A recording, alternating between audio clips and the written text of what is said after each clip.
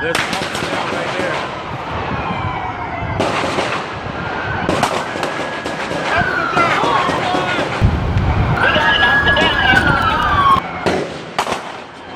Holy shit.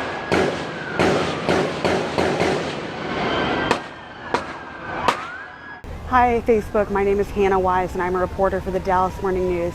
I'm here in downtown Dallas at Belo Gardens where a gathering of people is happening to honor the memories of Alton Sterling and Philando Castile, both of whom died in officer-involved shootings this week. Enough is enough! Enough is enough! Rally started. Police were very laid back, it was very chill. Black, white, brown, tall, skinny, short, it doesn't matter. Everyone was very polite. At most, they were passionate and chanting. Black Lives Matter! Protesters were taking pictures with cops, giving them high fives, thanking them for being there. Hands up! Don't shoot! Hands up! Don't shoot! First edition deadline, about the time that the reporter was about to file, everything erupted into chaos. Pop, pop, pop, pop, pop, pop, pop, pop, pop, pop, pop, pop, pop, pop, pop. It's just 20, 30 shots. Where I just heard a ton of gunfire. It was like 10 people were just open firing. I mean, it was the most gunfire I've heard. When it started up again, I think people started to realize that it just didn't sound like fireworks. The sort of frequency of it was wrong. Okay, so everybody watching on Facebook, I'm really not sure what just happened. I was in the crowd of people and people ran. Now the cops are going down the street on Commerce. All of a sudden, just a ton of people, a huge wave of hundreds of people came running towards me. What is it? I saw the officers were kind of behind their squad cars, guns pointed. I just heard shots everywhere. I couldn't tell where they were going, and I didn't want to get shot. I see what looks to be one of the tactical units is starting to move up to take position in front of Bank of America. So there's a picture of line of police looking up at the building. There were crowds of people running towards us. Some were walking in a hurry, some were really running. Some people seemed in a bit of a panic. This was our 20th week of the reorganization, and we got an opportunity to show what we could do. I was at home. I just finished my shift for the day. I was in Fort Worth with friends. At home playing with my nieces. Chris Siren sent out an email which basically said, if you're alive and read this, then call me. I ran in around 9:30. So I immediately ran out the door. Took off my pajamas and went straight there. My instinct was to go to either Baylor or Parkland to be somewhere. I had 15 people who responded immediately. I went across the street to the parking garage. So I went up to the third floor. They didn't know where the shooting was coming from, and so they wanted everyone to stay away from the side of the parking garage that faced El Centro. Thank goodness, because if I would have stuck a camera over there, or a phone over there, my hand probably would have gotten shot. Get out of the way, guys, go! And we're like, we got to get you guys out of here. So they ran up, took us around a corner, kind of surrounding us, into the garage. A whole bunch of people spilled out of the stairwell yelling, there's a guy with a gun up there shooting everybody. A SWAT team member came up and was asking where the stairwells were and was looking around and saying, where are the stairwells, where are the stairwells, and no one could answer. And so I said, there's one over there. I just came up it, and so he ran across to the other side of the parking garage, and as he opened the door, I could see SWAT just running up and down the stairs. That was surreal. There were cops with guns running down Young Street right in front of the building. And I got a text message from an officer that said, Officer Low sick. I didn't know what that meant, but apparently that's terminology for either dead or gravely wounded. I was the first reporter to the hospital. There was a squad car at the time. It was empty. And from talking to some people in the crowd, I had heard that that squad car had come tearing through, riding on its rims, bullet holes in the side, shot up, and it tore in just a few minutes after the shooting. And an injured officer was carried out of it. I remember huge, bulky, tough-looking police officers crying and hugging one another. I heard like some noise of crying, sobbing, like very, I don't know how to describe it, it's just very horrible emotions. And I turned over and saw two officers. It was dark police officers trying to comfort the female officer. And by between the two doors on the ER. They had taken the 3 officers that were killed, their bodies out through that side entrance from Parkland.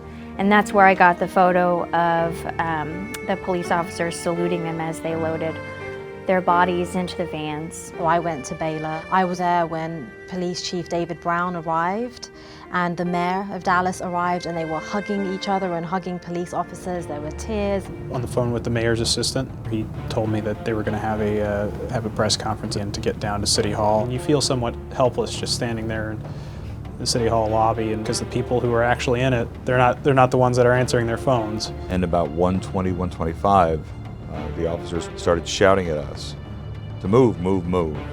And before we could move is when we heard the explosion and the shattering glass. And you could feel it. You could feel the explosion move through you. I mean, it really was a pretty big bang. We got word that from Chief Brown that the shooter had died. The chaos lasted for several hours. There were reports of a bomb threat downtown because the suspect was saying that he had planted bombs.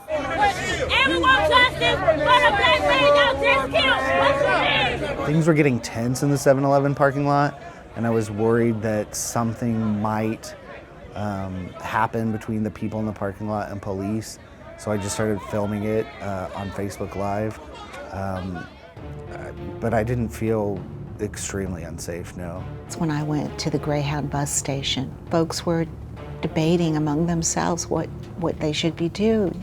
Angry people, and scared, that more of the fear and fury. After the Chief Brown and Mayor Rawlings said that there were not going to be any more statements, the streets were deathly quiet.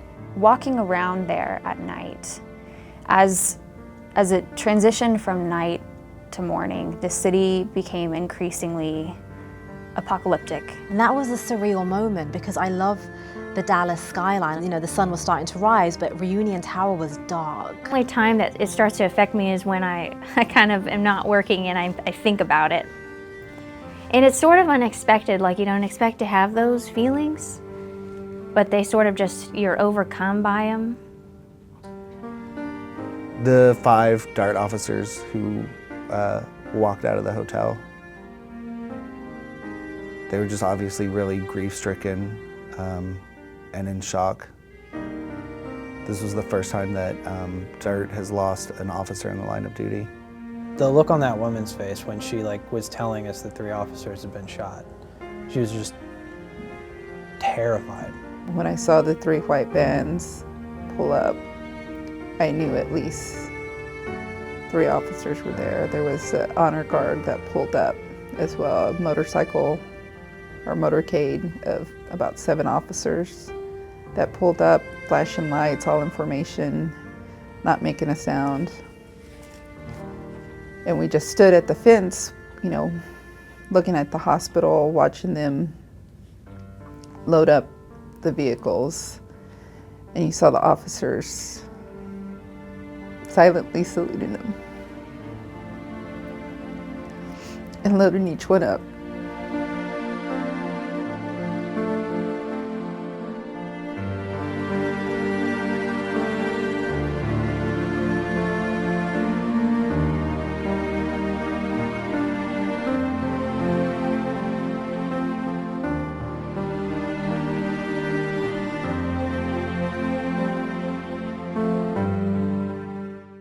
Foxtrot 415.